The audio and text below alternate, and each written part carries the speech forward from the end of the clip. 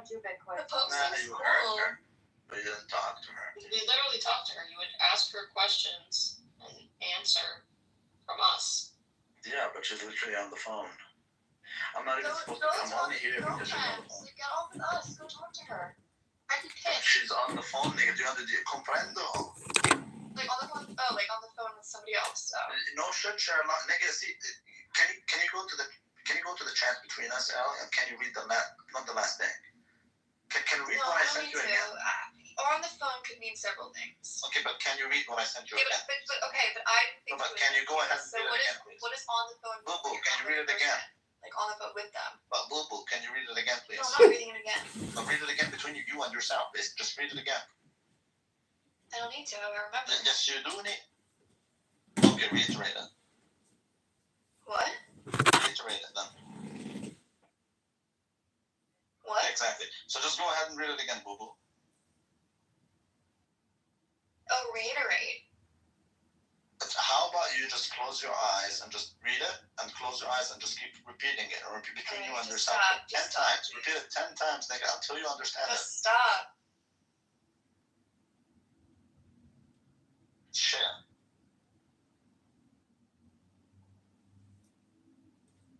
What in the molester are you talking about, dude? I don't know.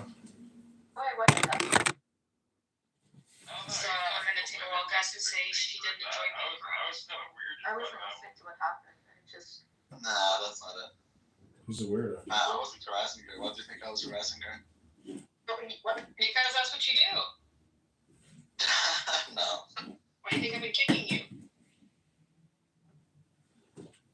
I don't care. I want to be kicked. I literally told you, kick me.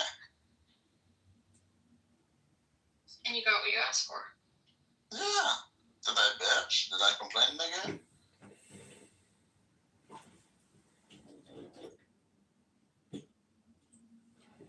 Randy drives people away. Can I play you guys something? I think it identifies Randy perfectly. Well, you're gonna do it anyway. Yes. All right. Please. Hang on. It's very short. Let's give him a diagnosis. That was a cocky laugh on my part. Hang on. There we go. Tell me if you can hear it first. Misfit young. Can you hear that? Yeah. All right, here we go. I'm misfit young. Your 20s are great. You're down for whatever. Your friends call you. They're like, "Do you want to go?" You're like, "I'll go." You don't even know where you're going. You're like, "I'll move, dude. I'll set my apartment on fire. What do you want to do?"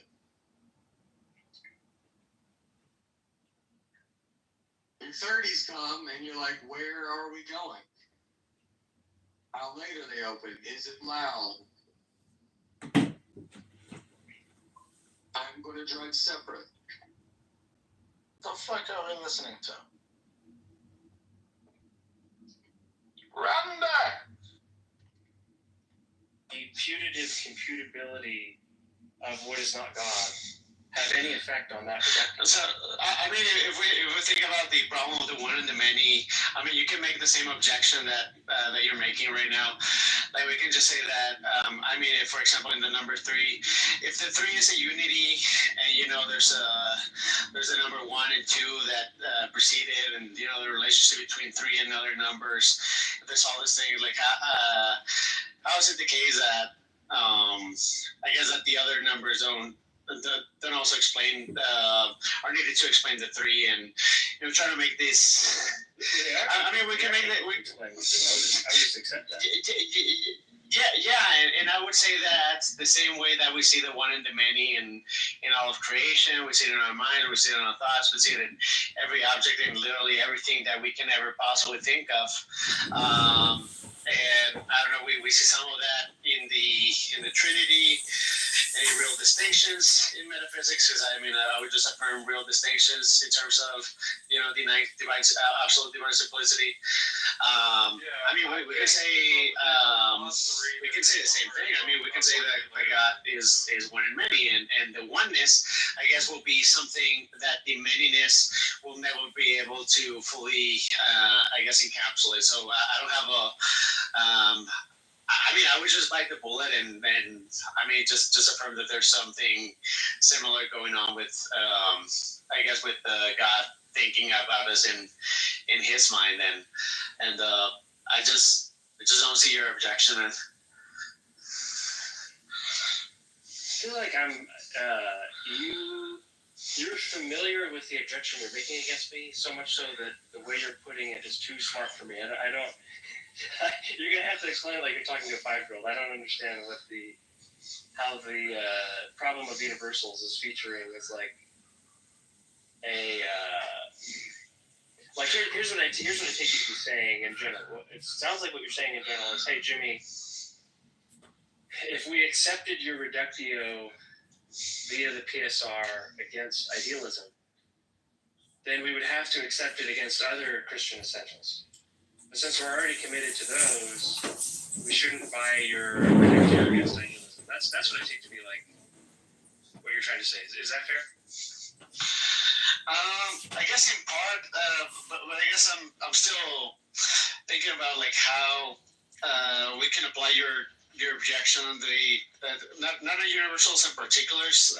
I was talking about one in manyness in the number 3 and how it is a unity and that unity can be broken infinitely into, let's say, the relations of 1, 2, and 3, and I guess all of the possible divisions within.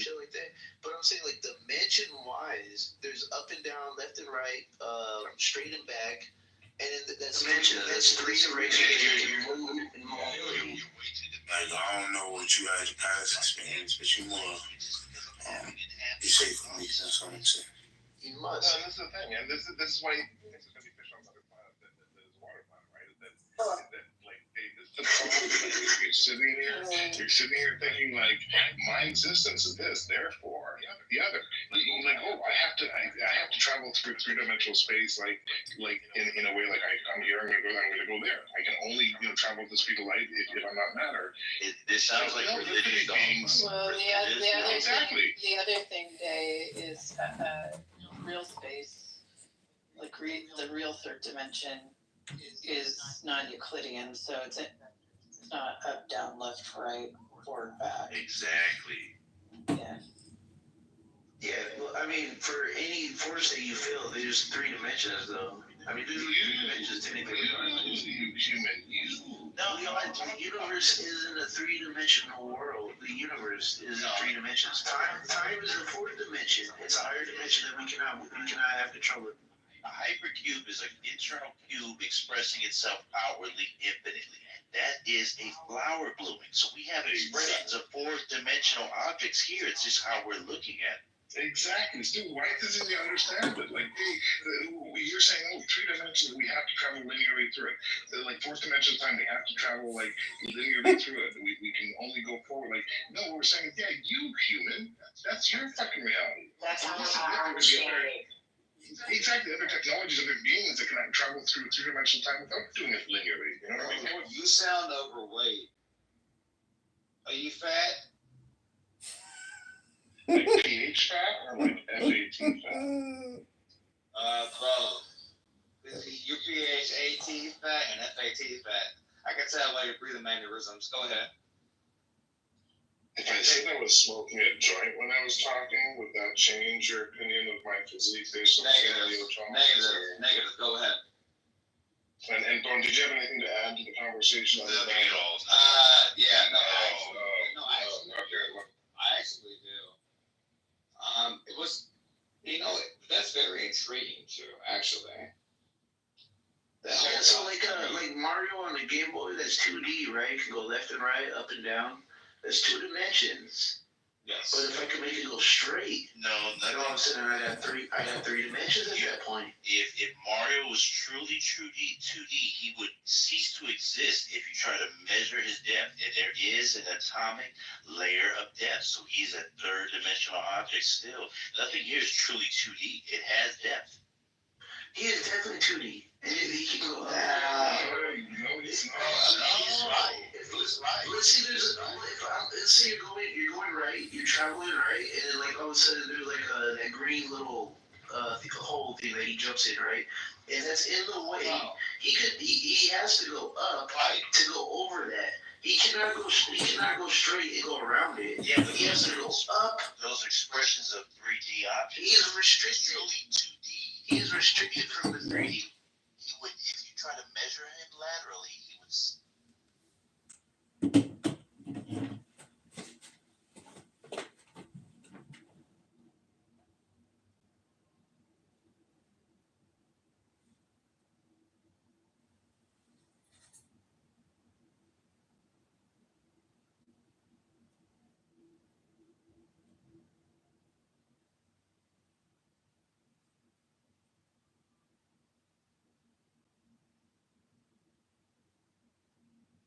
Summer is fast approaching. How will you make the most of yours?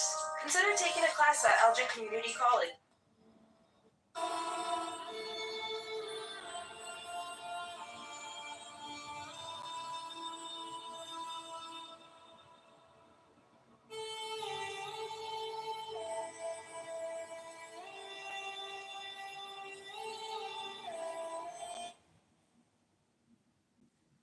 January 9th, body. And the body is nothing but the sperm and the ovum. So where is this you? This body is like an instrument that says, I am. Like an announcer. Presently you think that you are the body-mind. And whatever concepts... Lao Tzu puts it in this way, the great Tao flows everywhere, both to the left and to the right. It loves and nourishes all things, but does not lord it over them. And when merits are accomplished, it lays no claim to them. The more, therefore, you relinquish power, trust others, the more powerful you become. But in such a way that instead of having to lie awake nights, controlling everything, you do it beautifully by trusting the job to everyone else. And they carry it on for you. So you can go to sleep at night, trust your nervous system to wake you up in the morning. You can even tell it, I want to wake up at 6 o'clock, and it'll wake you up just like an alarm clock. Paradox to say this, but the principle of unity, of coming to a sense of oneness with the whole of the rest of the universe, is not to try to obtain power over the rest of the universe.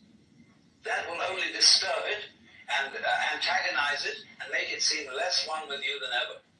The way to become one with the universe is to trust it as another, as you would another, and say, let's see what you're going to do. But in doing that, you see, in saying that to everything else that you have been taught to think is not you, you are also saying it to yourself.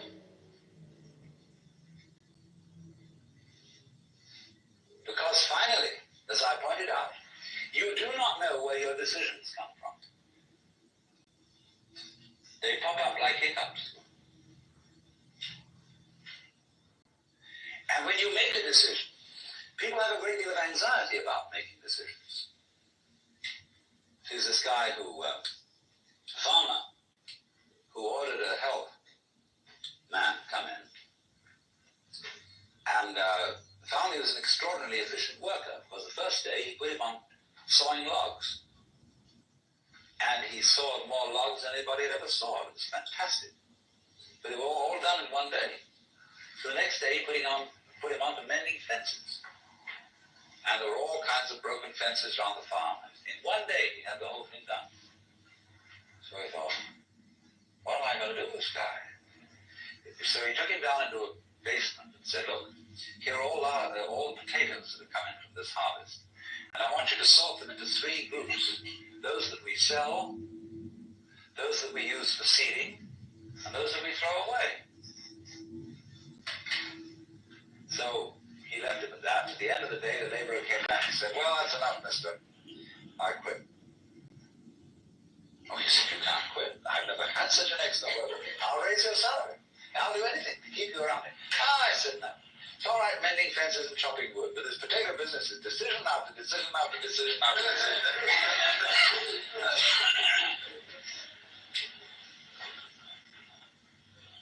So when we decide, we're always worrying, did I think this over long enough? Did I take enough data into consideration? And if you think it through, you'll find you never could take enough data into consideration.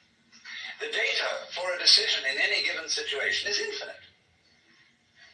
So what you do is, you go through the motions of thinking out what you will do about this. And then when the time comes to act, you make a snap judgment.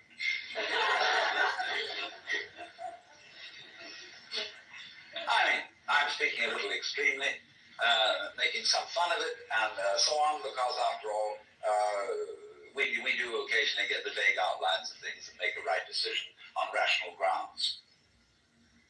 But we fortunately forget the variables that could have interfered with this coming out right.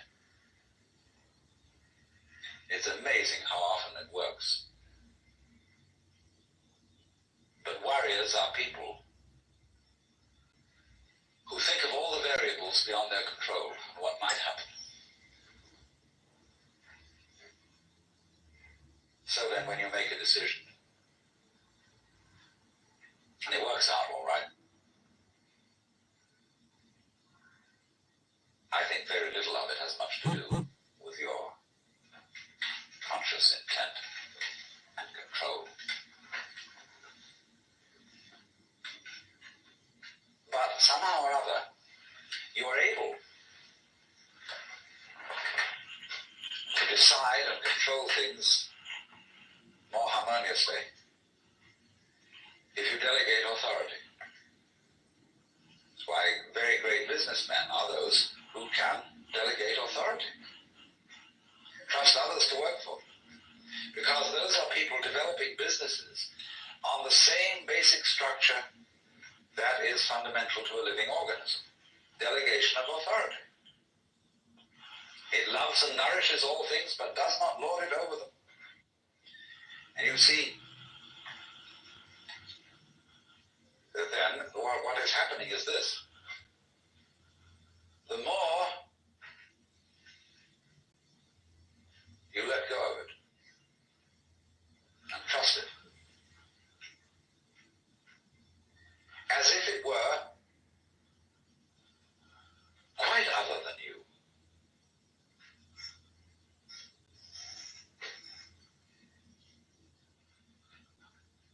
the more you realize the inseparable identity of self and other.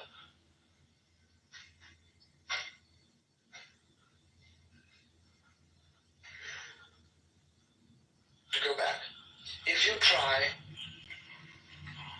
to find the identity of self and other by subjecting other to self, no go. If on the other hand, you find it through giving self, that is control, over to other, and trusting that, you may make a mistake. You may make a bad gamble. But in the long run, you're acting on a principle which has the backing of evolution. This is the way biological evolution goes on. Constant delegation of authority. That's why, obviously, the democracy is superior to the monarchy. Mr. Tocqueville said that democracy is always right, but for the wrong reasons. Because there is operating in a democracy the principle that Buckminster Fuller calls synergy. And synergy is the intelligence of a highly complex system, the nature of which is always unknown to the individual members. Because that goes back again to this point, that we're always entering a new environment. We don't ever never know fully what the new environment is, because the only environments we know are the past ones. There is always then operating in the development of cellular life on any level a new way of organization, higher than any existing form. And we are not aware of it until after it's happened. If you ever saw, for example, the film Kon-Tiki, this man figured out a few things as to how to make a balsa wood raft to sail from South America to the Pacific Islands. But once he had set this in motion, he discovered that all sorts of unexpected factors cooperated with him. That when the wood got wet, it expanded, so that the ties bit into it and held it completely secure. He never expected that. And he found that as he sailed along, a flying fish would simply alight flat on the deck every morning for breakfast. That all kinds of natural factors, it was just, he touched a key where he was flowing with the course of nature, and everything cooperated with him. Because he had touched the key. He made the act of faith.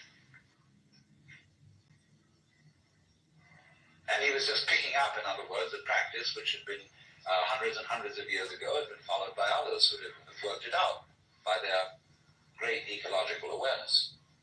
Mm-hmm.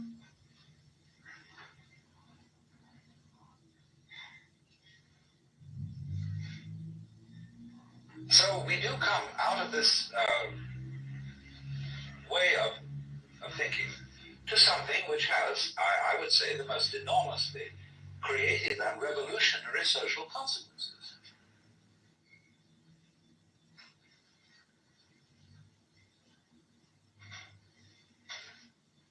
That it has become not virtuous, not self-sacrificing, not anything like that. It has become the hardest practical politics to let go control to others, to give up trying to dominate the scene.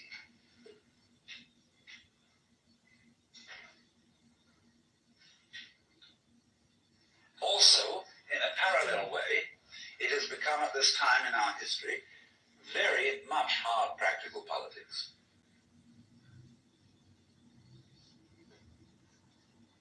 To learn how to enjoy ourselves. You can go to the Protestant people with their Protestant ethic who are against this kind of thing, and now say to them with great plea, it is your solemn duty to learn how to enjoy yourself. Why? Because in an age of leisure, people have really got to know how to enjoy themselves. Because if they don't, they'll smash the whole future of the human race.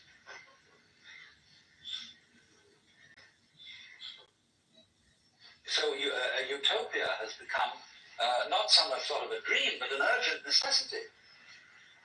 We can't do without it.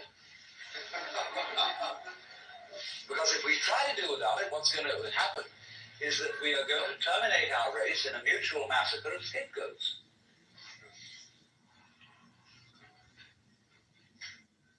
And so the present paranoia in the United States that is going on, where everybody is thinking up a new scapegoat, how great it will be to demolish them, or get them out of power. All this kind of bickering and right and left politics has become irrelevant. Because we now have the opportunity of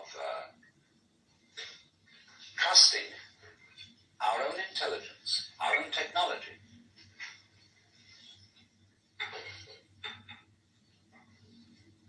to take the risk of doing what we want, which will work to the extent that we realize that what I want, basically, what I really want is what you want. And I don't know what you want.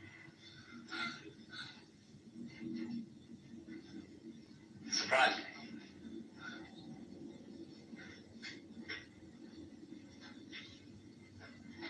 But that's the kinship between I and thou.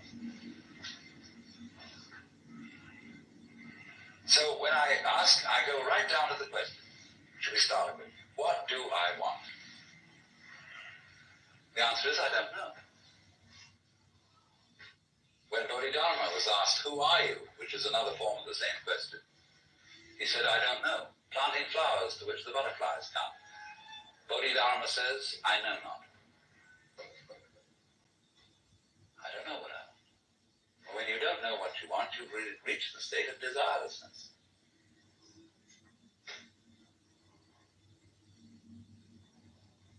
When you really don't know. You see, there's a beginning stage of not knowing, and there's an ending stage of not knowing. In the beginning stage, you don't know what you want because you haven't thought about it, or you've only thought superficially. Then when somebody forces you to think about it and go through it and say, yeah, I think I like this, I think I like that, I think I like the other, there's the middle stage. Then you get beyond that. Say, is that what I really want? In the end you say, no, I don't think that's it. I might be satisfied with it for a while, and I wouldn't turn my nose up at it. But it's not really what I want. Why don't you really know what you want? Two reasons that you don't really know what you want. Number one, you have it. Number two, you don't know yourself, because you never can. The Godhead is never an object of its own knowledge. Just as a knife doesn't cut itself, fire doesn't burn itself, light doesn't illumine itself. It's always an endless mystery to itself. I don't know. And this I don't know, uttered in the infinite interior of the spirit,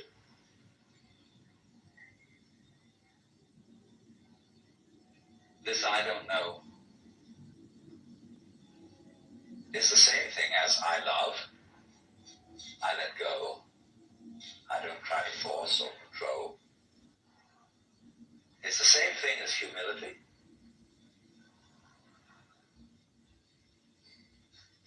And so the Upanishads say, if you think that you understand Brahman, you do not understand. And you have yet to be instructed further. If you know that you do not understand, then you truly understand. For the Brahman is unknown to those who know it, and known to those who know it not.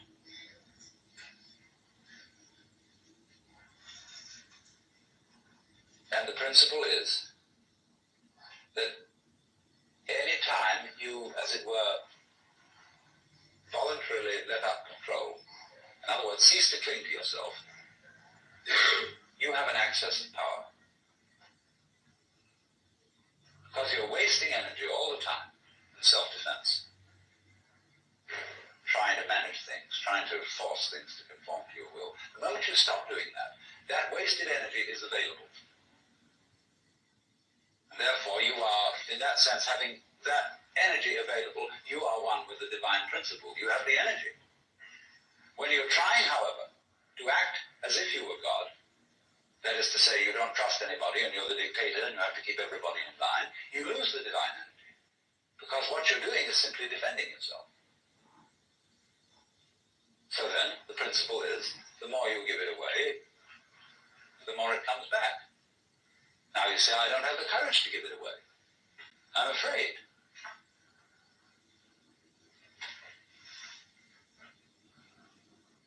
And you can only overcome that by realizing you better give it away, because there's no way holding on to it. The meaning of the fact, you see, that everything is dissolving constantly, that we're all falling apart, we're all in a process of constant death, and that the world we hope men set their hearts upon turns ashes, or it prospers and like snow upon the desert's dusty face, lighting a little hour to its dawn, all that Omar Khayyam jazz. The cloud-capped towers, the gorgeous palaces, the great globe itself, all which it inherits shall dissolve, like this insubstantial pageant fading, not a rack behind, all falling apart. Everything is. That's the great assistance to you. That fact that everything is in decay is your helper. That is allowing you that you don't have to let go because there's nothing to hold on to.